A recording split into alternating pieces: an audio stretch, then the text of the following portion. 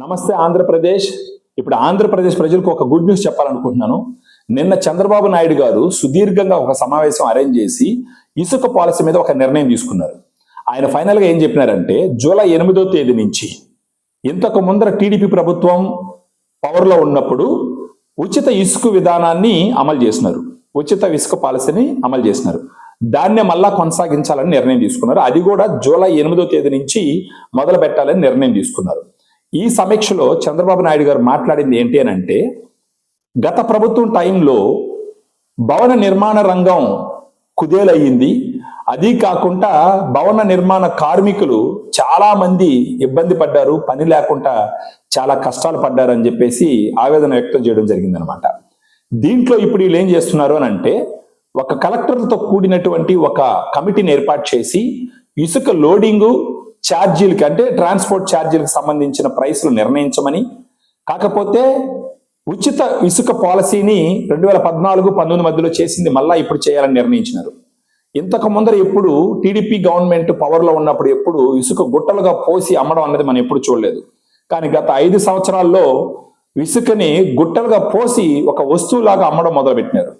వీళ్ళు ఏమంటారంటే, చంద్రబాబు నాయుడు గారు ఏమంటారంటే, గత ప్రభుత్వంలో ఇసుక మాఫియా లాగా ఒకటి నడిచింది, అంతా ఇసుకని రేటు ఎక్కువ చేసేసి ఇసుక అందుబాటులో లేకుండా జనాల్ని ఇబ్బంది పెట్టినారన్నది ఆయన ఆవేదన. ఇప్పుడు ఆయన ఏం చేసినారు, గనుల శాఖ మంత్రి కొల్లు రవీంద్ర గారికి ఈ యొక్క వర్క్ అందజేయడం జరిగిందనమాట. ఇప్పుడు తర్వాత అధికారులను అడిగినాడు, ఇప్పుడు ఇసుక స్టాకింగ్ పాయింట్ దగ్గర ఎంత ఇసుక నిల్వ ఉందనేసి అడిగినప్పుడు ఈ అధికారులు ఏం చెప్పినారంటే 40 టన్నులు ఇసుక వచ్చేసి ఆడ 40,000 టన్నులు ఇసుక వచ్చేసి అక్కడ స్టాకింగ్ లో ఉందని చెప్పడం జరిగిందనమాట. సో ఇప్పుడు ఉచిత ఇసుక విధానం పెట్టడం ద్వారా ఆంధ్రప్రదేశ్లో భవన నిర్మాణ రంగం మళ్ళీ ఊపందుకుంటుంది. భవన నిర్మాణ కార్మికులు వాళ్ళ జీవితంలో మళ్ళీ ఒక ఆదాయ మార్గం దొరికింది. సో ఈ విధానం తీసుకోవడానికి నాకేమనిపిస్తుందంటే, ఇప్పుడు అమరావతిని నిర్మించాలా, ఆంధ్రప్రదేశ్ని నిర్మించాలా. ఇలాంటి సమయంలో ఈ భవన నిర్మాణ రంగం యొక్క అభివృద్ధి చాలా ముఖ్యం. ఈ భవన నిర్మాణ రంగానికి కావాల్సినటువంటి ఒక అనుకూలమైన వాతావరణం సృష్టించాలి. బహుశా దీన్ని మనసులో పెట్టుకొని తర్వాత భవన నిర్మాణ కార్మికులు భవిష్యత్తు వాళ్ళ జీవన అవసరాలని మనసులో పెట్టుకొని చంద్రబాబు నాయుడు గారు ఈ ఒక్క నిర్ణయం తీసుకోవడం అన్నది మనం అప్రిషియేట్ చేయదగినటువంటి విషయం. ఇది గొప్ప నిర్ణయం. ఖచ్చితంగా చంద్రబాబు నాయుడు గారికి, పవన్ కళ్యాణ్ గారికి, బీజేపీ ప్రభుత్వానికి ఒక సెల్యూట్ చేయాలి. ఇప్పుడు దాకా ఇసుక దొరికినా ఎక్కువ ప్రైస్తో కొనాల్సి వచ్చి చాలా మంది ఇబ్బంది పడ్డారు.